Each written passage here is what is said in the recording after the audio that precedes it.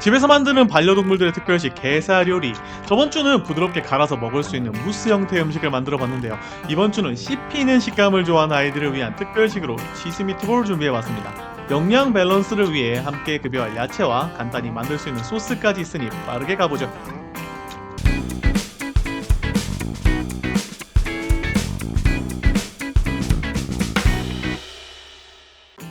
자, 돼지고기가 완전히 조리만 되면 급여에는 전혀 문제가 없는 재료고, 사이드로 제공되는 야채들 먼저 살펴볼게요. 가장 먼저 준비한 재료는 브로콜리입니다. 생 브로콜리나 잘 익힌 브로콜리는 보통 강아지들에게 좋은 영향을 줍니다. 섬유질, 비타민 C, K, 칼슘, 칼륨 이런 것들 미네랄 풍부하죠. 다만 브로콜리에 포함된 이소티오시아네이트라는 성분은 다량 섭취할 경우 위장 자극을 유발할 수 있다고 해요. 따라서 한 번에 너무 많은 양을 급여하지는 않도록 합니다. 당근은 강아지들의 간식으로 상당히 훌륭한 재료입니다. 제철에 물이 잔뜩 오른 신선한 당근은 달기까지 하니 차갑게 식혀서 여름 간식으로 제공하기도 좋고요. 기본적으로 당근에는 비타민 A, C, K와 섬유질이 풍부해서 소화기 건강에 도움이 됩니다. 심지어 당근에 포함된 베타카로틴은 시력과 면역 기능에도 좋습니다. 칼로리도 상당히 낮아서 과체중인 반려견에게는 더욱 좋은 간식입니다. 이 생당근을 씹는 것 그 자체만으로도 강아지의 치아를 깨끗하게 유지하는 데 도움이 될 수 있다고 하니 오늘의 요리에 빠질 수 없겠네요. 마지막 야채는 익힌 감자입니다. 왜 익힌이라고 따로 말씀을 드리냐면, 보통 감자의 경우 완전히 익혔을 때 강아지들을 위한 탄수화물 에너지원으로서 매우 괜찮은 재료입니다. 다만 덜 익은 감자나 이미 싹이 돋아 초록색으로 변해버린 감자에는 솔라닌이라는 성분이 포함되어 있을 수 있어요. 이 성분은 중독을 일으켜서 메스꺼움, 구토, 설사, 혼수 등의 증상을 유발할 수 있습니다. 초록감자 그리고 생감자 주의. 다음은 통밀빵입니다. 보통은 개들에게 GI 지수가 높은 정제 탄수화물을 급여하면 당연히 좋지 않습니다만, 이 통밀빵은 식이섬유 섭취를 늘리는데 사용할 수 있는 괜찮은 재료입니다. 다만 두 가지는 주의해주세요. 우리 아기가 글루텐에 민감한 체질이라면 이 재료는 스킵. 추가로 통밀빵 안에 다량의 말린 과일이 포함된 경우에도 사용하시면 안됩니다. 저는 홈메이드 빵가루를 만들기 위해서 이 통밀빵을 하루 말려서 사용해봤어요. 돼지고기 미트볼을 만드는데 꼭 필요한 재료는 홈메이드 빵가루 말고도 한 가지 있습니다. 바로 계란입니다.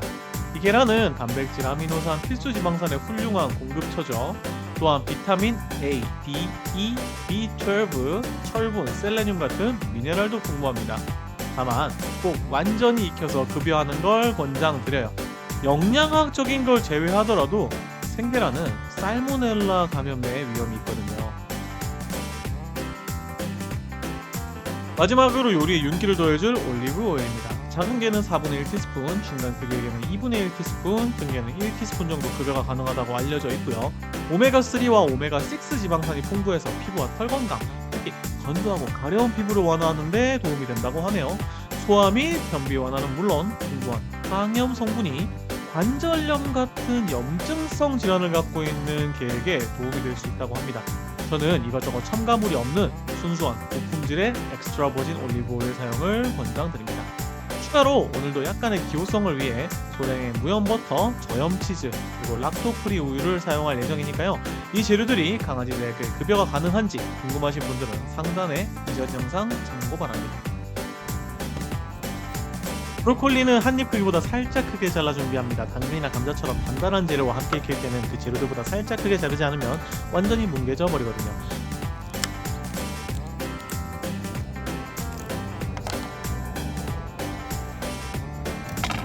당근은 1에서 1.5cm 정도로 작게 잘라 먹기 좋게 준비합니다. 강아지가 약간 사각거리는 식감을 좋아한다 싶으시면 당근은 약간 더 크게 잘라주셔도 좋습니다.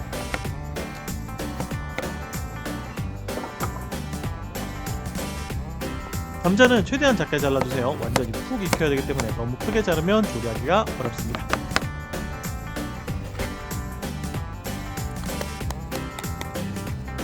미트볼을 잘 뭉치게 하기 위해선 빵가루와 계란이 필요합니다. 계란은 그렇다 치는데 첨가물이 안 들어간 빵가루를 구하는 게 생각보다 어렵더라고요. 그래서 통곡물 식빵을 하나 사서 밤새도록 말렸습니다. 완전히 마른 빵을 거칠게 부숴주고요. 돼지고기 간 것에 접착제 역할을 할 계란을 하나 까놓고 많은 빵가루를 뿌려주면서 질감을 잡아줍니다. 고기 반죽이 너무 되면 계란을 추가하고 너무 질면 빵가루를 넣어가며 뭉치기 좋은 성상을 맞춰주면 됩니다.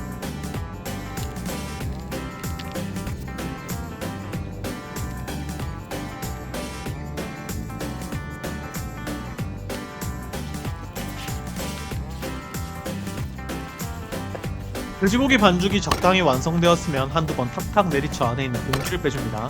저염 치즈를 준비해서 초코칩에 콕콕 박힌 초콜릿 덩어리를 자른다는 느낌으로 작게 잘라줍니다.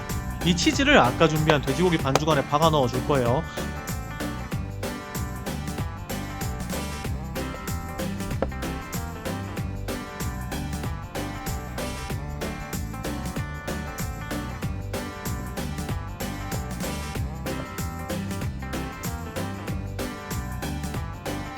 보시는 영상에서는 미트볼 한 개에 한 조각만 넣었는데 나중에는 자연스럽게 치즈가 튀어나와서 구워지는 것도 좋지 않을까 해서 두세 개씩 넣어서 만들어 봤습니다.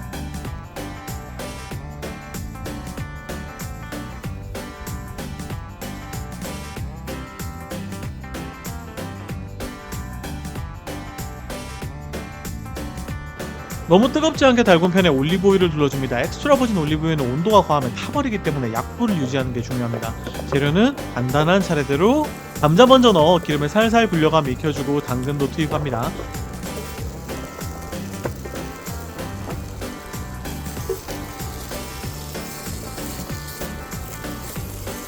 그 위에 무염 버터를 살짝 넣어 기호성을 올려주고 약불에 기름이 충분히 먹을 때까지 졸인 후 물을 부어줍니다. 기름만으로 익히기에는 너무 오래 걸리는 데다 강아지용 음식에는 너무 많은 기름을 쓸 수 없거든요. 뚜껑을 덮어주고 약불에 물을 추가로 부어가며 감자가 약 90% 정도 익을 때까지 졸여줍니다.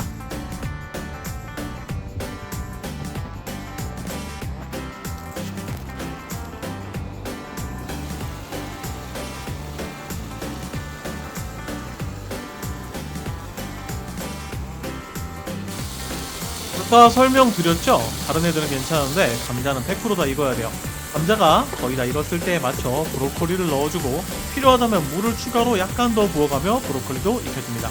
너무 많이 익으면 브로콜리가 부서지면서 요리가 지저분해지니까 주의해주세요.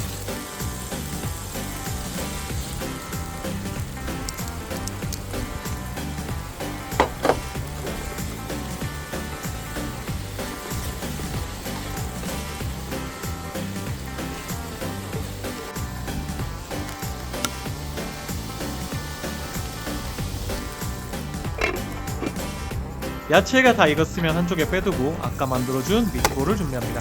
약간의 올리브오일과 버터를 두른 팬에 미트볼을 굴려가면서 익혀줍니다. 살짝 부서지면서 치즈가 튀어나와도 상관없어요. 우리도 좋은 치즈 좋아하잖아요. 모양은 몰라도 치즈가 구워지면 확실히 풍미가 좋아집니다. 미트볼의 사이즈가 너무 크면 안쪽까지 익히시기 힘들텐데 이때도 물을 한두 숟 넣고 뚜껑을 닫아 익히시면 됩니다. 완전히 익은 다음에 외부를 조금 더 크러스티하게 추가 조리해도 상관없어요. 오히려 물과 뚜껑 없이 억지로 익히려고 하면 내부가 잘 안 익고 퍽한 질감이 됩니다. 소스는 매우 간단합니다. 락토프리 우유를 넉넉히 넣어서 한번 끓여주세요. 기호성을 위해서 저염 파마산을 조금 뿌렸지만 스킵하셔도 됩니다. 마지막으로 농도를 주기 위해서 계란 노른자 하나를 풀어 준비한 뒤 불을 끄고 조금 식은 우유에 넣어서 빠르게 저어줍니다.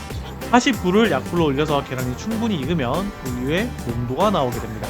자, 그 다음 이쁜 플레이트 준비하시고 우유 소스를 바닥에 깔고 미트볼과 야채를 차례대로 쌓아 올리면 근사한 강아지 특별식 우유 크림 치즈 미트볼 완성입니다. 오늘의 게살 요리, 좋은 밸런스의 탄단지에 강아지들에게 좋은 야채까지 다양하게 들어간 괜찮은 특별식이 될 거라고 생각합니다.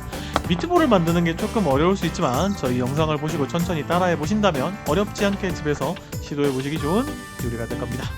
자, 그러면 오늘의 영상은 여기까지. 저희 영상이 반려견들과 살아가는 윤택하고 다양한 삶에 조금이라도 도움이 되셨다면 좋아요, 구독 한번 부탁드립니다. 정 감사합니다.